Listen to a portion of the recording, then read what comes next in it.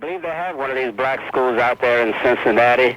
And number one, they'll enroll her into the black English class, where they'll have the instructors such as the Ice-T and the Two Live Crew, Sister Soldier. And the course will be also Pig Latin. And then they'll put in what is called Afro-American class, which is the Evolution Blacks. And from there, she'll probably be enrolled into what they call,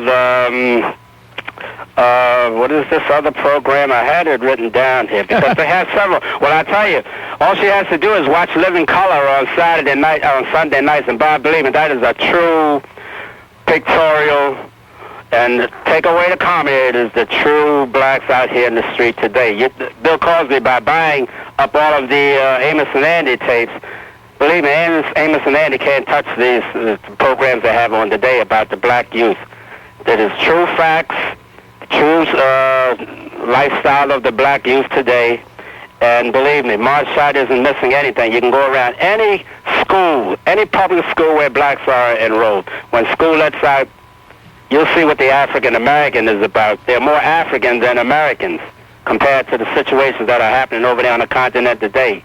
And that's why I am proud to be black. Don't want to be anything but black. Forget that Afro stuff. Because I cannot see anything that Africa has done for this country. I really can't. We're doing for them. And I wanted to add more into it, but I have forgotten most of what I wanted to say for hanging on so long. But believe me, the whites had better get wise, because people like Jesse Jackson coming out of the woodworks, it's true what you have always said. It is nothing but it's a stick-up. This man is going to try to see if he can create another organization. He had bankrupt Push already. And now he's going to see if he can create one for the black baseball players, I suppose. But let's face it, blacks don't... we like to sit home and watch TV, ball games, sports. We don't go to those... very few blacks you'll find in these stands watching games. Even the Knicks, you go there and see who's, basketball. You go there and see who's really paying the salaries of those players. Mostly whites. And these aren't the small-time blacks that are doing all this talking. It's guys like the Jesse Jerksons and these other so-called evolution blacks coming out of the woodworks who have already got it made, keeping the low blacks, the middle income and the low-income blacks in ignorance, because they look at us as being stupid. They truly do. Well, and that is a fact. Yeah. But you don't hear the blacks from the low-income echelons coming up here talking the stuff that he does, because they don't care. You know, you give them, they go out buy their rap records, their kids do what they want. All they're interested in is getting money for their clothes, partying, and having a good time, and females. And believe me, this is a fact. The Living Color brings out the whole true story of all of it. Amos and Andy can't touch that program. Well, I've never watched, what do you call it, Living Color? It comes on Sunday nights at 8 o'clock, Channel 5. Believe me, if you watch it, you'll see the true facts, lifestyles of the American blacks today. I don't know if I could stand it. Oh, believe me, you'll crack up. It is the truth. You don't hear them knocking that, just like All in the Family. They loved it because they feel it depicted whites. Now look at how blacks are truly being depicted. And also this other program come on after called Rock. Blacks relate to that program more because they say Bill Cosby didn't touch our lifestyle. This program called Rock touches more of the black lifestyle and Living Color, back to back. Now, is this good or bad, Eddie? It is the truth. It's reality. Forget about this Black History Month. Black reality is the century of today. The 20th century is what you see out there today, Bob. And on the screen, the way blacks are portrayed, it is the truth. Ask Whoopi Goldberg. She talks about it all the time. She knows it's a fact.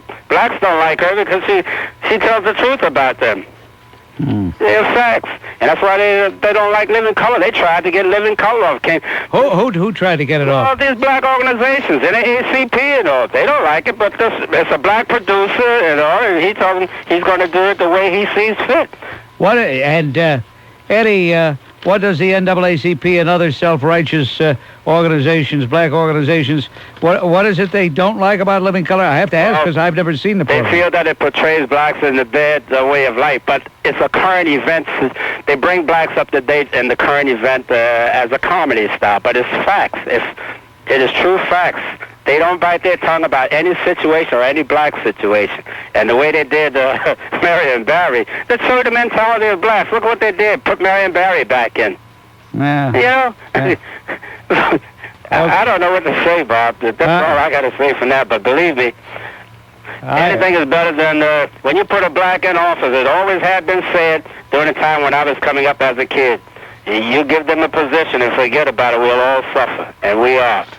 Thinkers ain't making it any better. I have a pistol and rifle permit in my home. You it's do? For my protection shotgun. Now it's automatic, and I paid my what do they call it? For the permit and all. But he wants to take it away and I belong to the Rifle Association, or because it's a semi-automatic. I got to go up against something out here like a Uzi, whoever breaks into these homes around here. This is the mentality of guys like the so-called bourgeois blacks, we call them the bourgeoisie. All they're interested in is keeping the low-class blacks where he's at so we can always look to them to help us. They aren't helping us, and the way they figured that we look at them as helping us is by always knocking the whites. But the whites better wake up. They had better wake up. You give a black a foot in the door, he'll want a mile. You better watch, and I'm telling you the truth. I've seen it because I've been in supervisory positions where we had these kids, when they started the programs of these kids coming out of school, vocational school, we used to get them so many days a week, and Bob, they wanted to run the show. They didn't want to work. All they wanted was their paychecks. Eddie, you're quite a guy. Unteachable, hard to train. Don't put the blame on the school teachers, Bob. I believe the hardest job in this city are the police department and the school teachers. Believe me, when you get these heathens, as I call them, in these schools, believe me, I don't know how the teachers can survive. There isn't one black public school where a teacher has a hard time. Black or white teachers. The black ones may not want to admit it, but believe me, Bob, it is rough in the public schools. The teacher has a very hard job. Yeah. Very hard. Policemen and the teachers, there's no respect for those two professions. I call them both professionals, and believe me, they got a rough job. You're quite a guy, Eddie. I wish we had more time. Okay, Bob. You don't call often enough, though, Eddie. Well, Bob, I try to get through, but sometimes I run out of all of my curriculums that I have to tell you. But I'm going to get in touch with you. I hope so. Take care. Thank you, Eddie. Bye. And we don't have any, so they say bias. I'm not going to get into that semantic battle because I'm not that wise. So I'll just generalize and say that everybody's racist. So when you tell me what you really mean is that you're not anti-black. And I think that you, like everybody else, is a victim of institutionalized racism. There are bigots, there are overt, covert, and I don't think you're either. But I do think that you two are an institutionalized. But you were marching against me. Down with Jay. I told you what I had to say. Now I don't want to discuss. Well, I mean, you were there marching. You heard Sure, them. I was. So, and the crowd was saying. Did you expect? The crowd was saying. Did you? No. Down with You Jay. were not the focus. Now stop. Well, if I was, wait. Stop overrating yourself. You weren't the focus. Bob Grant was the focus, and you know it. If you say you heard it and saw it, you know damn well he was the focus. But you know damn well. And you know something else. For some of the elderly ladies that I saw out there in their 60s and 70s, and people like myself that came out there in all that weather, we must be pretty much upset. All right? Do you know that they were saying down with Jay? I heard some of them say that. Okay, you admit it? Sure. Did you say it? Nope. Did you urge them to stop? Nope. Well, then you supported racism. I did? Well, because if I were to allow somebody to be act in a racist way, and I didn't do anything to stop it, you'd say, oh, he's a racist because you acceded to the racism. You stood by and didn't oppose it. Very good. So when these people are saying down with Jay, you should have said hush up. No way. No way. Some of those people, these are black females. Where do I get off telling them that when they feel that way? Black female. That's what they were. Those were the ones that were carrying the signs, and those were the ones that were chanting. And lynching is over. And damned if I was going to get lynched. And then what happened? What the heck is lynching after? Well, who's going to lynch? Damned if I was going to get lynched by opposing him. Oh, you mean they would have said on you? Why not? They fervently believed. So you mean you're afraid of girls? They fervently believed in what they were doing. No, I'm afraid of people under certain emotional duress. All right, then maybe you'll be afraid of this next guy on Probably WABC. John? Why don't you get somebody else once in a while? John, Hilly, say hello to John from Staten Island. Again? Yeah. Poor John. Yeah, again? Poor John. Why can't you eliminate me from your mind? If you're saying again, that means you've been on the air, too. Why can't you eliminate me from your mind? I'm not that important. Unless I'm in obsession with you. Look, I'm responding to your phone call. I can't help it if I have good ears. I don't respond to yours. By the way, Hilly, hold it. I don't respond to yours. Why do you respond to mine? I don't think of you. You're no obsession with me as I am with you. Why do you respond? You're already on. I have to. You're already on. Now you have to come back on, and you know next to me you're a mental midget. I told you that I would never let you get away with your stinking racism. I know next to me you're a mental midget. I have to believe. Now I'm going to use a word you don't understand. Cut out the vituperation, and let's deal with issues. You love that word, don't you? You talk about a Johnny one note. You know, I have to believe the reason it rained so hard in New York today, Hilly, was to wash those souls of those devil racists. You know what I think? I think. And the reason I think that calling Jay Diamond and talking about me is your raison d'etre. Stop trying to impress people, Hilly. Do you understand? Hey, Hilly, wait a minute. Both of you quiet for a minute. Hilly, with all that French, people are going to think you're Eurocentric. I tell you what, Hilly, if you don't stop using these insidious remarks. Calm down now before you have apoplexy, John. If you do not cease these insidious allegations, calm down. And stop acting like a loquacious blob, I will be forced to assert my prerogative and ostracize you as a misanthropist. Very good, John, except for one thing. You don't know how to ostracize.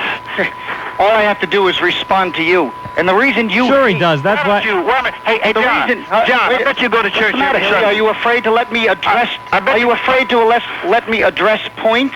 Go ahead. The reason you hate... Hold it, one thing. As you address the points, let me rebut when you finish each point. Yeah, if you're ever quiet enough to listen to what I have to say.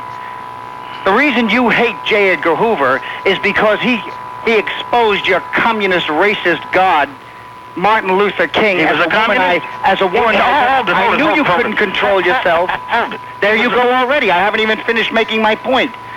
He exposed your god, Martin Luther King, as a womanizer and an adulterer. That's why you hate him. And they even did it to Ralph Abernathy, another one of your black brothers. Now let me respond. That's only one thing I'm responding to. Let me respond. That's not what he objected to. That's what you objected. I feel, boys, I feel like the butler at the Palace of Versailles.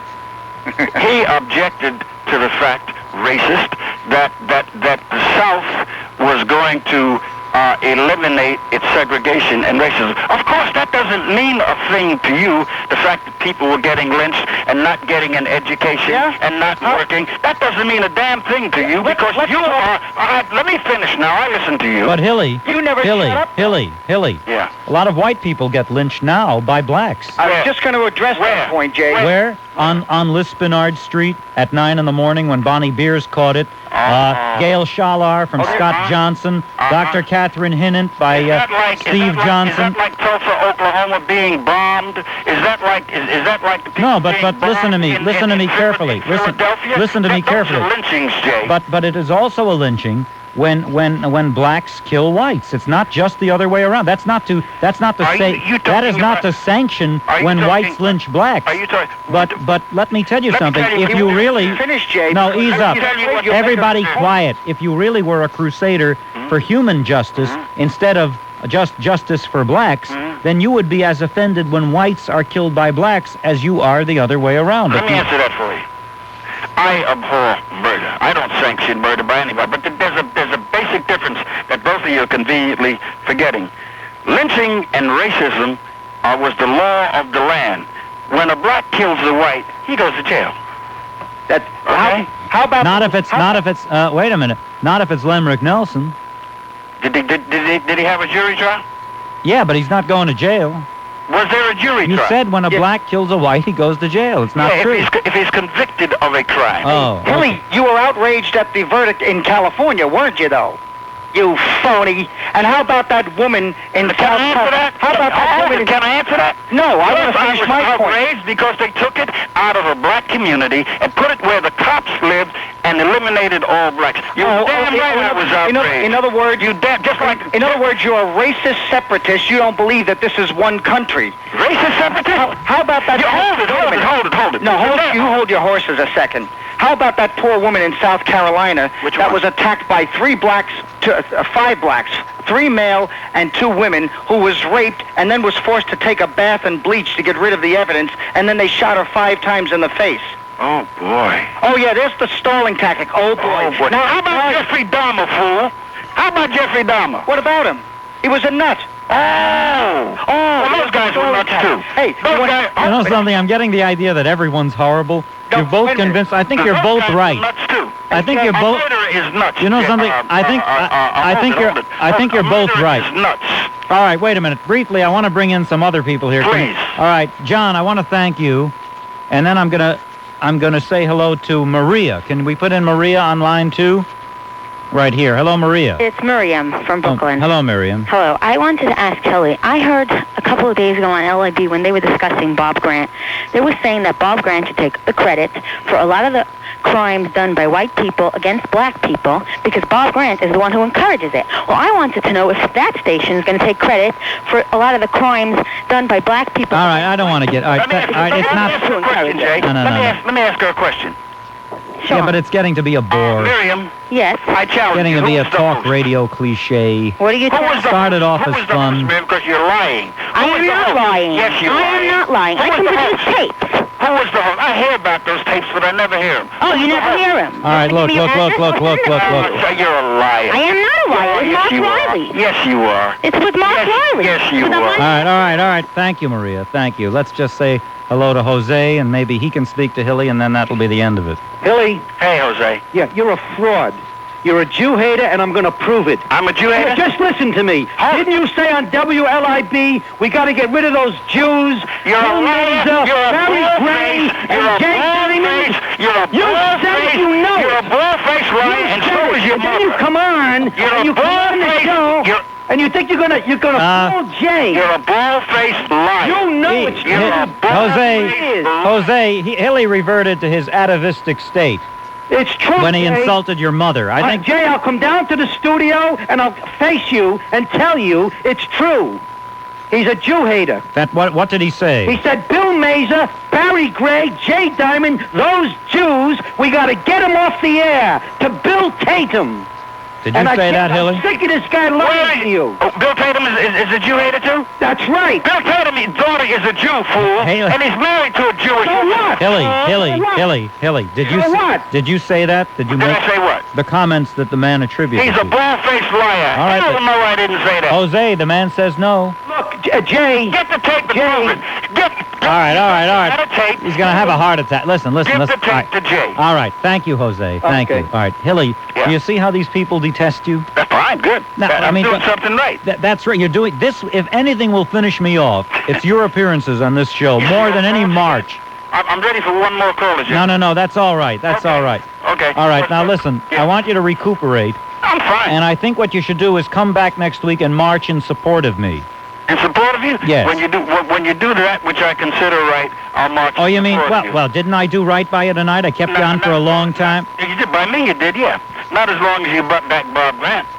Not as long as you praise him, because there we disagree vehemently. You're talking about the greatest talent in radio history. The greatest racist in radio Hey, history. that's it. You wash your mouth out with The soap. greatest racist Don't in you radio dare history. speak that way about Anytime my a guy- friend. Anytime a guy gets on the air, How dare you? anytime a guy gets on No. Anytime a guy You know, gets you on be the careful. air and says if all the Haitians die in the ocean, he doesn't give a damn. All right. That's it. Now you're getting me nervous. I'd like to talk to you about, did you know Thomas Jefferson was a rapist of black women?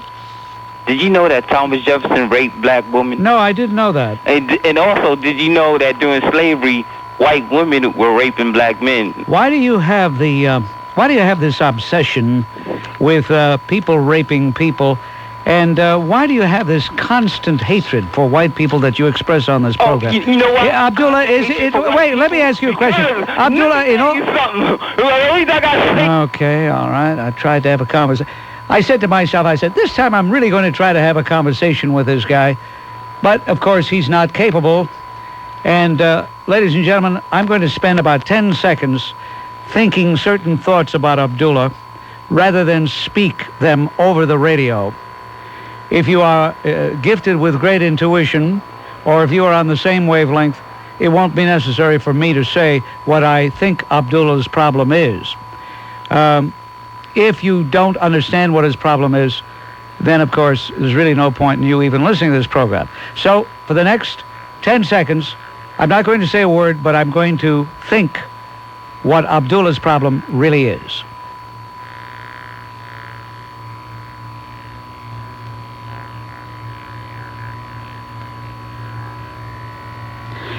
All right.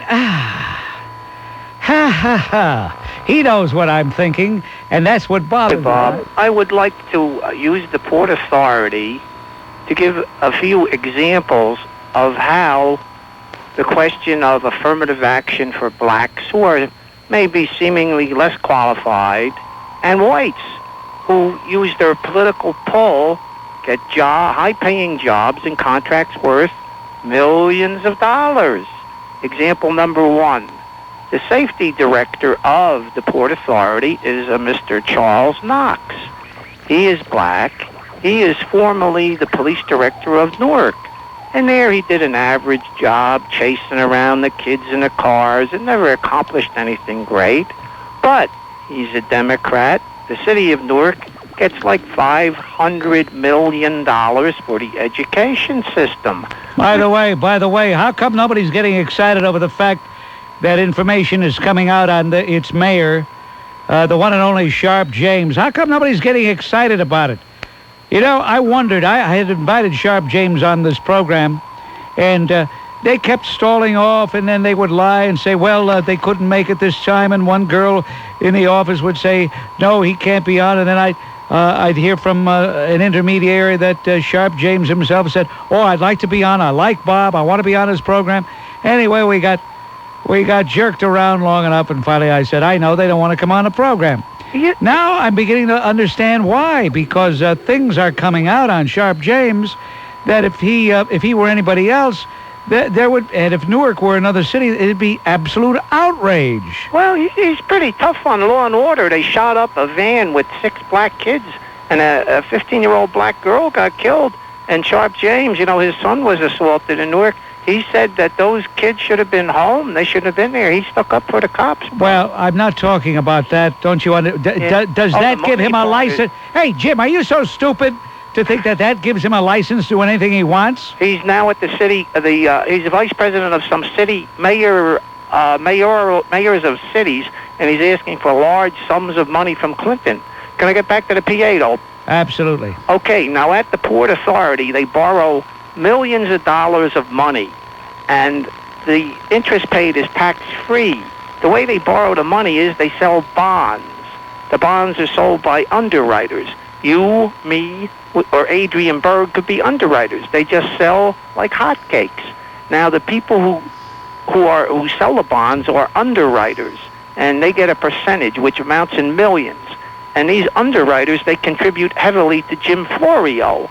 And in Trenton, there is a bill. The bill says that all the underwriters of the Port Authority bonds should be identified so they could see the political connection. So what I'm driving to is a political machine.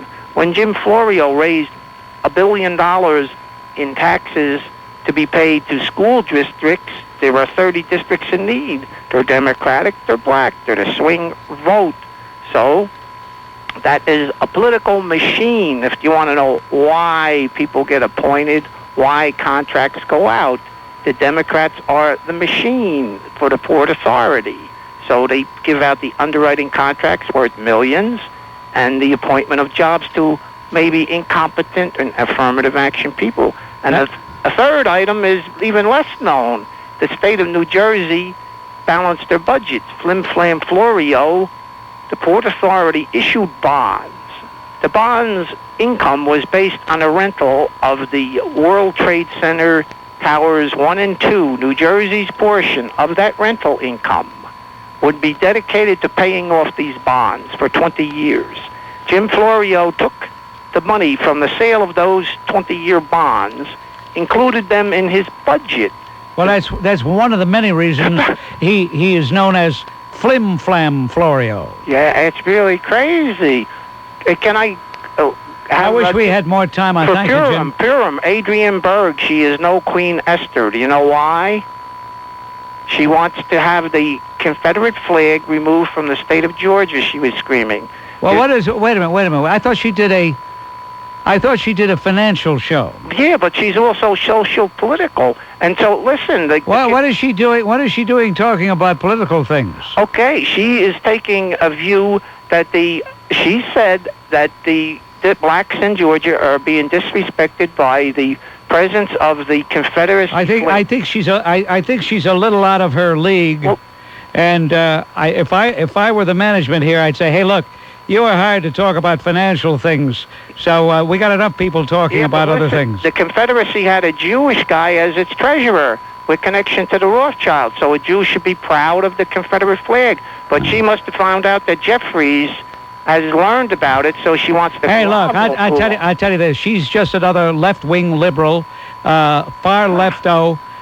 So what do you want from me? She's a limousine... And here's somebody who's talking about the capitalist system, investing your money and all that, and yet her politics would undo the underpinnings of the American economic system. Yeah. Thank you for the call. What the hell is she getting into the act for heaven's sake? You're at WABC, Gloria? Hello. Yes, I'm Gloriana. Hi, Bob. Two quick questions. First, regarding Al Sharpton. Isn't it true that he's running for political office or considering running for political office? He is going to be opposing Daniel Patrick Moynihan in 1994 in the Democrat primary. Well, wouldn't that be, or correct me if I'm wrong, a conflict of interest if he were given a radio show on your station? Well, first of all, he's not going to be doing a radio show on this station, so let's stop talking about a non-event. Mr. Minnelli had a momentary lapse of sanity, but he's saved from his own potential mistake, okay? Yeah, but you don't think all this publicity will cause him to change his mind? No. First of all, Sharpton has already said he doesn't want to be on. Okay? We don't want to make him a liar, do we? No. Okay?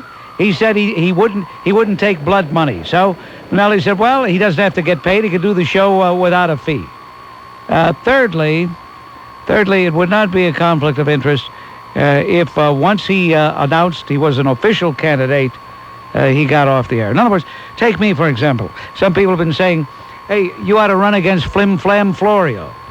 And let's say that I decided I did want to run. I said on the air, ladies and gentlemen, I'm going to be a candidate. I could stay on the air until the day I filed the papers. I believe that day is very close at hand. But once you file the papers, once you are an official candidate, then, of course, you have to give up the radio show. Okay, that's what I was concerned about. And also, one quick thing, if I may, about in defense of Janet Reno. There was a previous caller who called up about Janet Reno. I'm listening. Oh, okay. He sort of alluded to the fact that she wasn't qualified. I'm originally from Miami, and I just want to say that she's very well respected down there and is highly educated and has done a lot for education and has won her elections by landslide. Are you going to make statements, or are you going to put a question mark at the end of every statement? Because that gets on my nerves. She's done a lot for education. She's won by landslides. You know what I mean? Well, if I'm... It gets on my nerves. Like Gloriana, it gets on my nerves.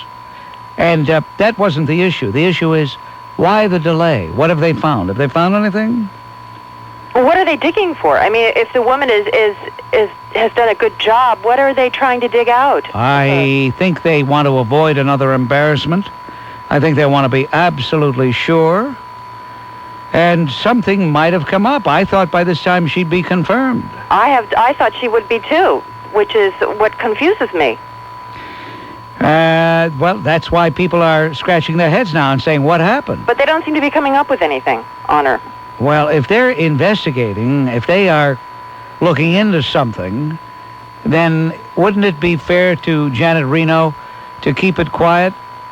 If it turned out to be something that wasn't true, would, in all fairness to her, shouldn't they keep it quiet? Of course it would. Of course it would. Okay, I so agree with you. So maybe that's what they're doing. Well, I say maybe because nobody knows. All I know is whenever I ask certain people about it who should have some information, they tell me, Bob, I know you're not going to believe this, but we don't know either.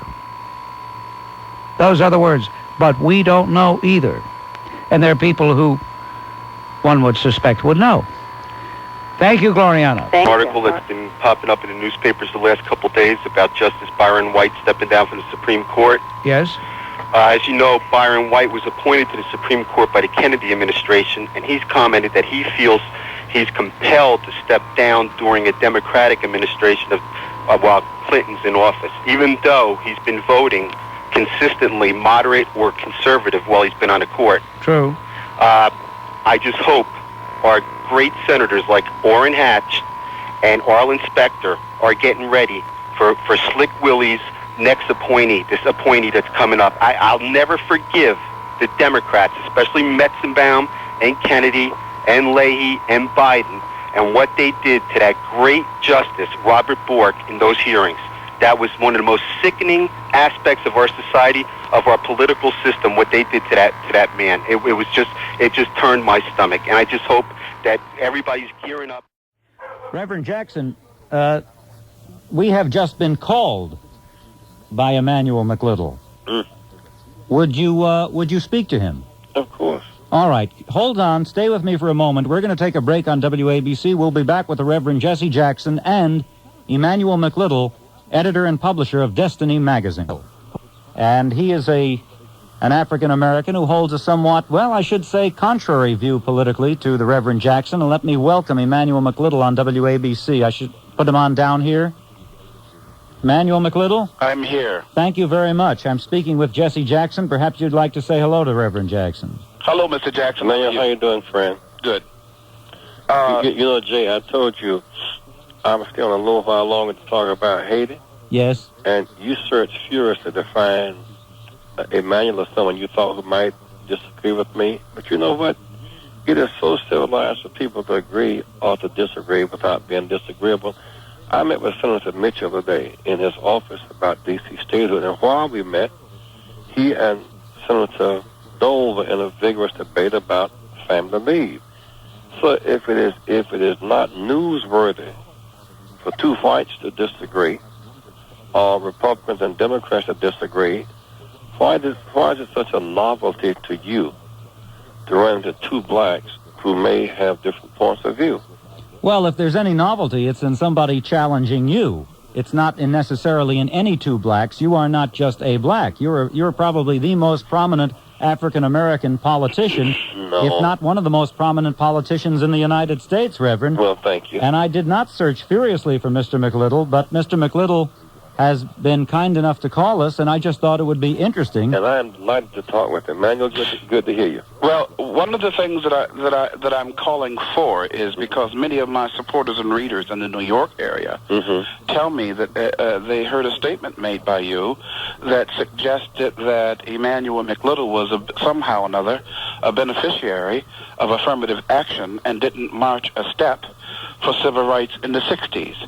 And first, I'm not one to make any accusations or disagree with you or anybody else for the mere purpose of disagreeing. I need to hear that myself, because this is not the Emmanuel McLittle that I know. And in fact, I am troubled by the whole trend that we hear, not only coming from you, but many of those people who pretend to speak for black America, that imply that blacks cannot make it without the liberal arm of affirmative action. Not only did I make it without affirmative action, I never heard of it. I never heard of anything like affirmative action during those years in the 60s and 70s when I burned the candle at both ends to go through school at night, during the day, and work at the same time to support a wife and two children. And nobody gave me anything, ever. And not only am I furiously opposed to that whole notion that every black American is somehow a magical recipient of special programs advanced by the civil rights leadership, but I'm equally as disappointed to hear the joining implication that without help, we can't make it alone. Well, I would submit this to you, that slavery was a special program, and it was negative. Yes. And legal segregation... It's also 130 years gone. Legal segregation was a special program, and it was negative. Yes. And the courts chose a conservative recommendation of affirmative action rather than reparations for a remedy. You know, affirmative action really is a conservative remedy. What we offer for our other allies around the world, you know, for work without wages, for the confiscation of land, is reparations. And so I submit to you, we need not have in the sense of shame about affirmative action to offset negative action. Why is it that most blacks cannot borrow money from a bank for business? It's because of redlining. Well documented. It's negative action. We got public accommodations because in addition to being qualified to use the bathroom of our choice, we had to fight to change the laws that stood against our having them. The right to vote. It didn't just happen because of hard work. It happened because of some early deaths between Selma and Montgomery, Alabama. And all of us need help. All these leveraged buyouts on Wall Street. What is that except a letter of intent, letter of credit, and access to capital without cash? That's all that is. You look at the New York Yankees baseball team. What is the New York baseball team except prime property at below market interest? And what is a major league team without public subsidy and private capital? If that's how we build whole communities, then why should we have any sense of resistance to that system? Yeah, you seem to be void of the whole notion that in 1993, black Americans are as mature and as developed and as wealthy as other peoples. You seem to negate and always render us to a status of childlike infants, politically, economically, socially, and spiritually, people who constantly need help. And I am puzzled why it is that your help is always generated from liberal whites. And I don't think, first of all, I don't know you, but that's not my point. You know, for example, let me share this with you. I mean, how did Europe and Japan make it back after World War II? We made them a Marshall and a MacArthur plan. We made available to them. Just one moment. Sir, what you did was cut me off for development purposes. And I share a certain politeness with you. And I would appreciate it if you would listen to me when I'm speaking in the same light that I listen to you when you are. And my point is that we are grown-up Americans now, and we lead, many of us, the most powerful and the most wealthy cities in this country are led by black folk, and our police chiefs in those cities are black. Our Board of Educations are black. And why aren't you standing up for the right of black people in New York who do not want their children to learn about the do's and the don'ts of what homosexuals do in their bedrooms? You talk a great deal about historical wrong. Well, historical wrong is just that.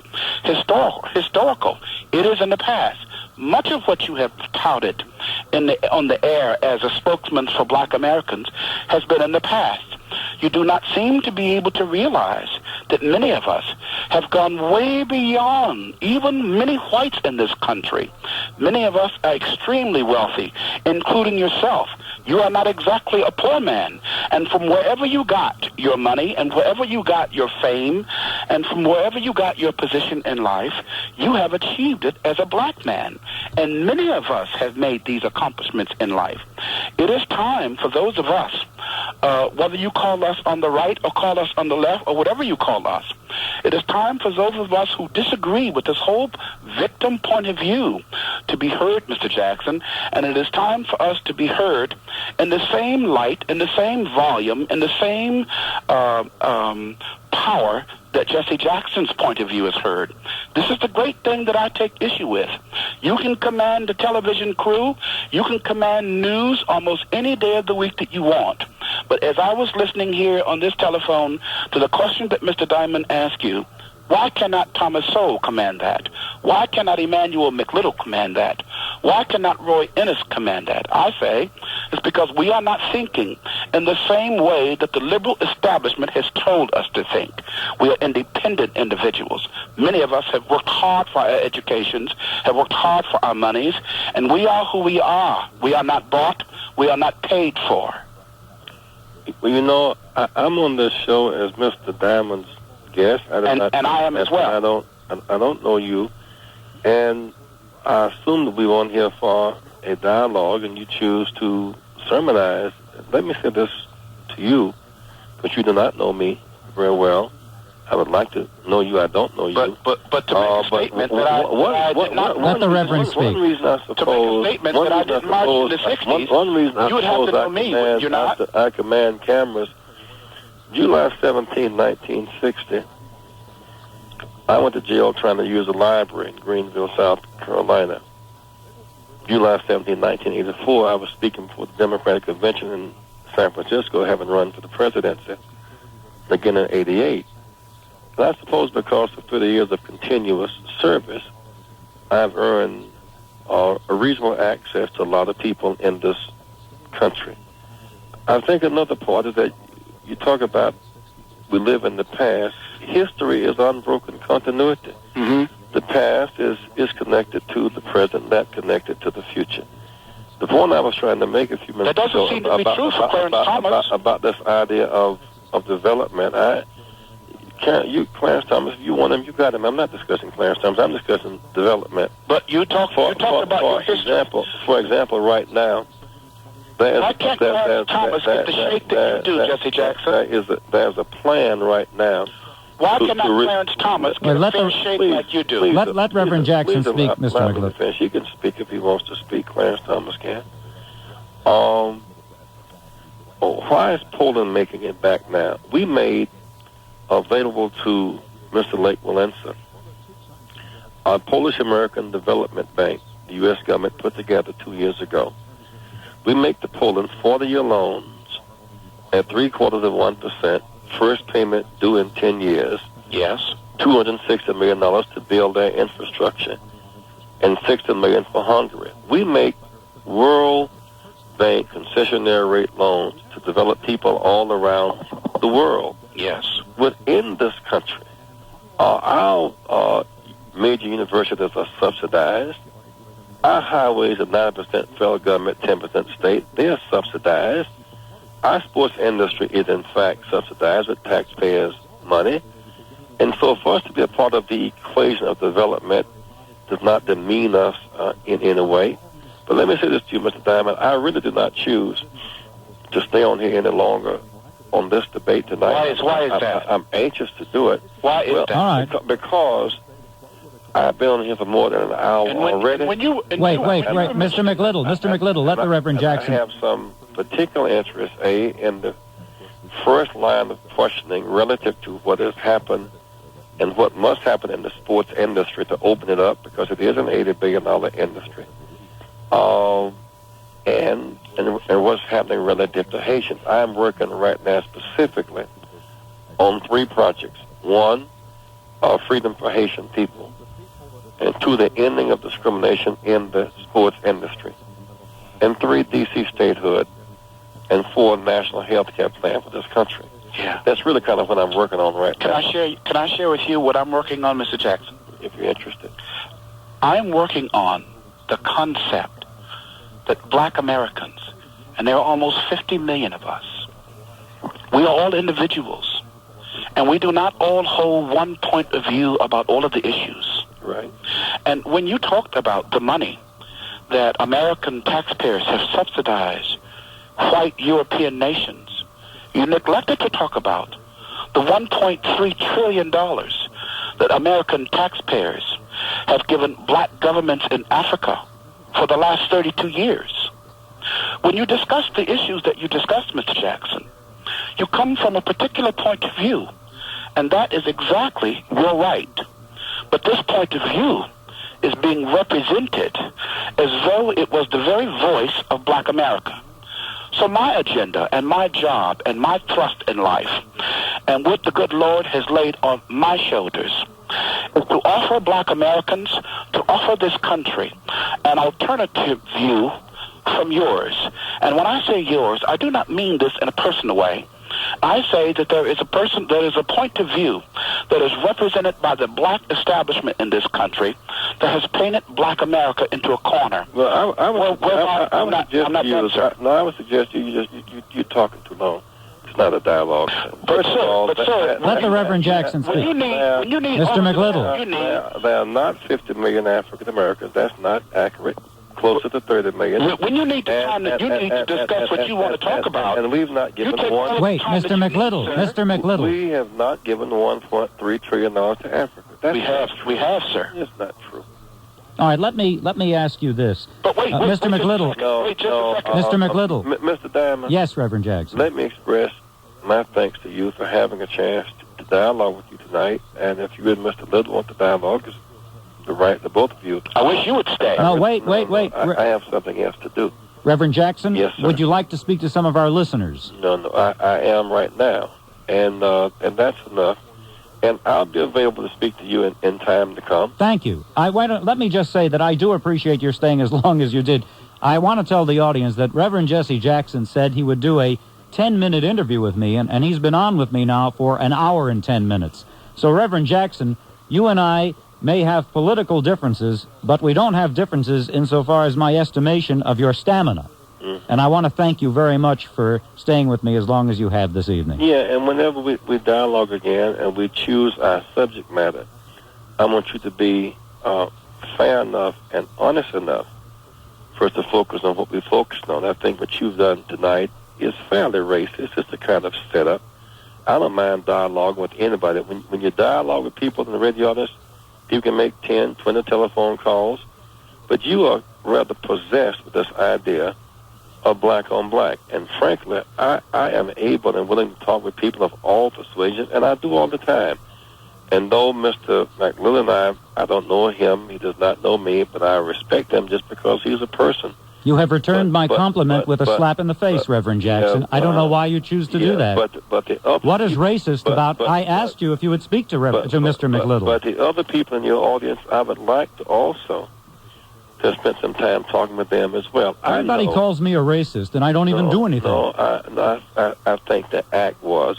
What was racist about letting Mr. McLittle... I asked you if you'd speak to him. I guess what I think is that your preoccupation with a kind of black-on-black confrontation as opposed to talking with your broader audience, I think it's a kind of race-baiting setup, and I don't appreciate that. But you have the right to do it.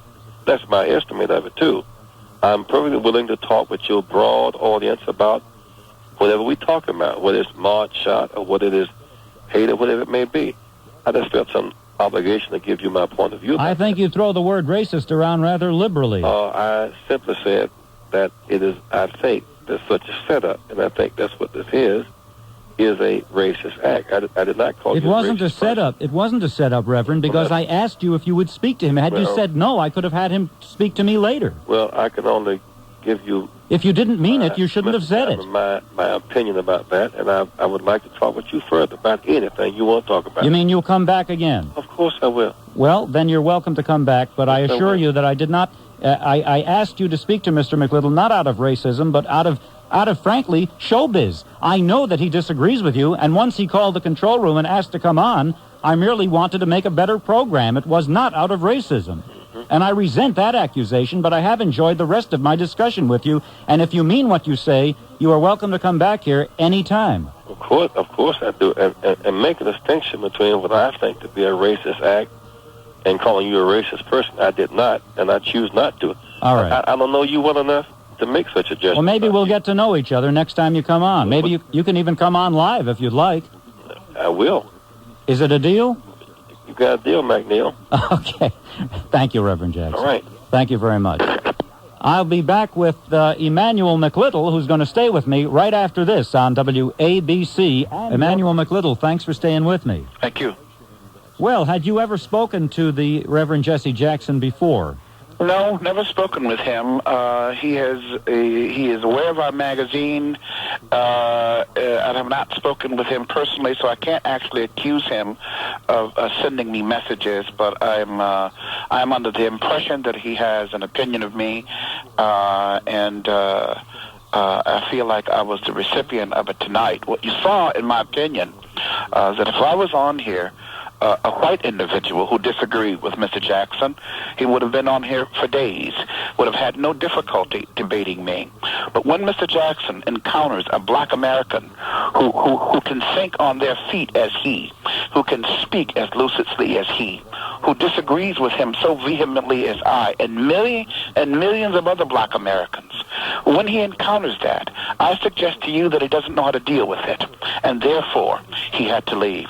And this whole notion of qualifying everything with the term of racist is exactly how it is that he has gotten away from any serious debate on exactly his thinking, his worldview, his ideas about policies that have gone down in the annals of this country as Jesse Jackson policies. And I'm sorry that it ended so abruptly. I was looking forward to an hour or two of dialogue with him. In his defense, he had agreed to come on for something between 6 and 10 minutes with me. And he just ended up staying with me for an hour and 10 minutes, as I said. But I do think he was way off the reservation, and that's no insult to our American Indian friends, when he said that what I did was racist in putting you on with him. A friend of mine told me that a certain statement had been made by Mr. Jackson that inferred that Emmanuel McLittle was a recipient of affirmative action and never marched for them in the civil rights. Well, those are personal statements, and I needed to respond to them.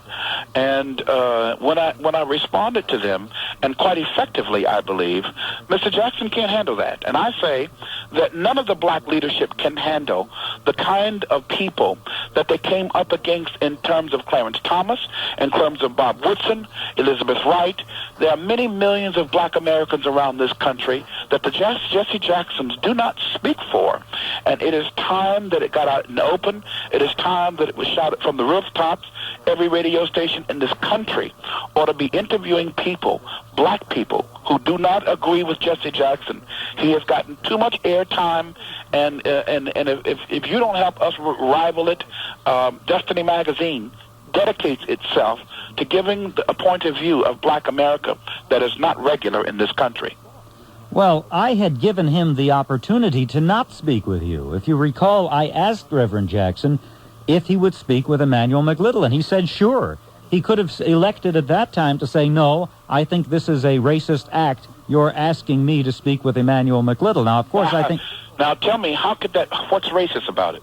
We'll have to ask Reverend Jackson. He feels that, as far as I can construe, he feels that having two African Americans of different political colorations discuss an issue with each other, or a broad philosophical viewpoint, exchange philosophical viewpoints with each other, is somehow racist. I suppose he likens it to a cockfight, although I don't. And I'm certain that you agree with me. Well, this is what I told him, and I think at the end he did see it my way. Yeah. He said something about the act being racist, but I wasn't a racist. But I think it's a pretty good stretch, Mr. McLittle, to signify that racism, just by having a man of a different political viewpoint come on and speak with him. And I didn't blindside him. I said you had called in, and would he speak with you? And he said yes. Yeah, I think that was a way of getting me out of the situation. And nothing more. Well, you will stay with us for a while, won't you? We have callers who want to speak with you, and hopefully somebody might even want to condescend to speak to me.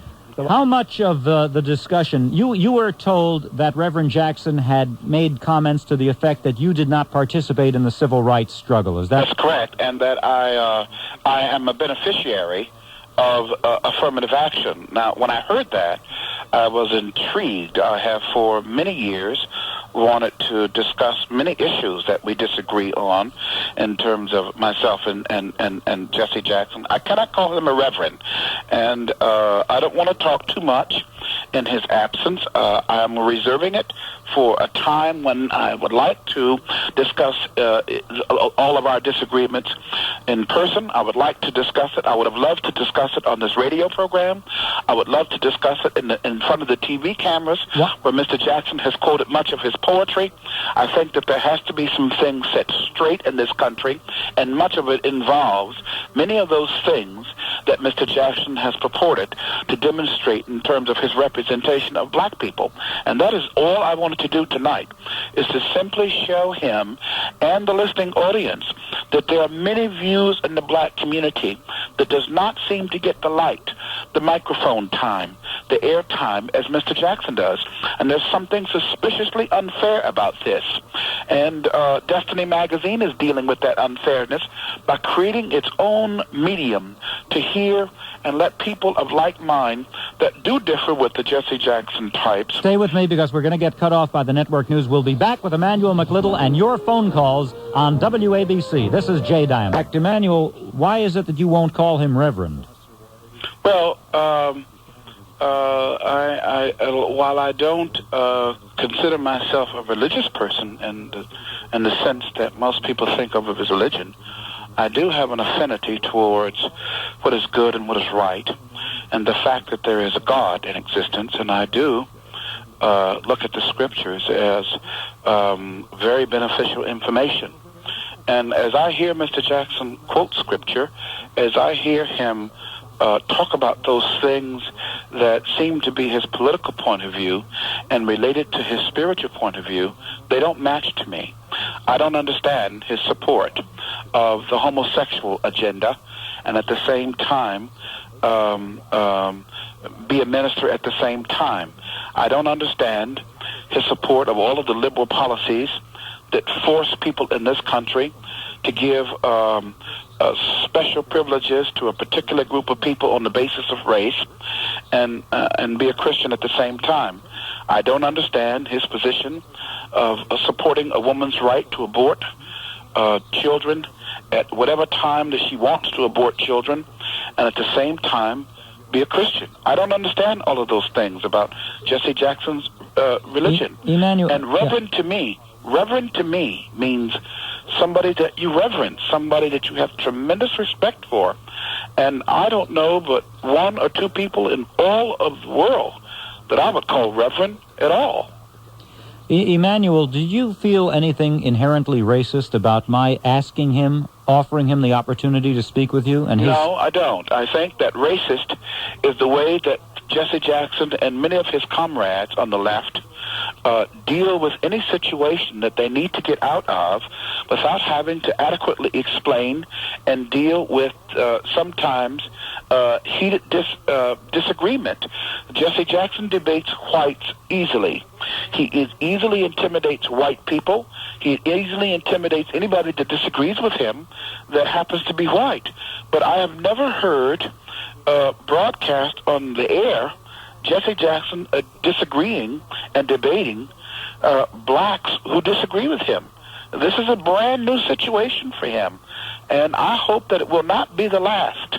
I want to debate him openly in front of TV cameras where everybody can see the contrast between the two positions, one of which seems to have forged a whole policy that black people are seen and judged by in this country. It is inaccurate. It isn't true. There are indeed nearly 50 million black people in this country who are individuals, and we are not all monolithic. We are not all have one opinion about things, and I am dead set to live my entire life rebutting the notion that Jesse Jackson's point of view speaks for black America. It does not. He seemed to feel that it was a racist act in my pitting another black man against him. It's an escape hatch. But I told him of tough situations. I made the point to him that he is not any African American male. He is a preeminent political figure in the United States. Yeah, well, We have a lot of callers who'd like to speak to you, and maybe one or two would condescend to say hello to me. So what do you say we take to the phones and let's do it. Speak to the Vox Populi. On WABC, let's say hello to Betty. Betty, you're on with Emmanuel McLittle. Hi, Jay. I always speak to you. And Mr. McLittle. Yes, ma'am. I would like to speak with you. Okay. I'm not far to the right or far to the left. I'm a black woman who lives in Harlem. And I don't know what schools you have been to. I don't know where or how you started your business. But the fact of the matter, not only blacks, people of other races and minorities have benefited from the marches in Selma. It breaks my heart to see old footage and remember when I was a little girl when you could not get on a bus and sit down up front. If a white had to get on the bus, you had to get to the back. I remember my girlfriend's mother being killed in Mississippi, riding 3 days on a bus and having to get up out of the seat with her child. Why are you saying this to Emmanuel McLittle? Because Mr. McLittle is so out of touch with reality as far as being in a black. I'm for Clarence Thomas. I supported him. I even sent him a telegram congratulating him because I felt what happened to him wasn't right. But as far as saying that belittling Jesse Jackson or any other black person who might help other people achieve something in life is ridiculous. And when did I do that? When did I do that? When you were discussing with, I don't respect him, I don't call him reverend. Only 3 people in this world I call reverend. I think it's absurd. The man earned the respect to be called reverend. And to you? I don't agree with he earned him in it. To me, sense. he's not. So, that's okay. That's your opinion, and this is what you want to have. But I'm saying to get on, and the problem with black Americans has been since slavery. You always, black Americans, there's no other race. Betty, let him speak. Go ahead. Yes? When are we going to get beyond slavery? We can never get beyond. Can we ever get beyond the Holocaust? Can we ever get beyond that? When are we going to get beyond the days that blacks couldn't ride on a bus? We can't because go on 7th Avenue and see if a yellow cab will stop for you. It has. Go on 7th Avenue right now. It has. When I'm in New York. It'll be a black cab driver. Let a Russian stop for you. All right.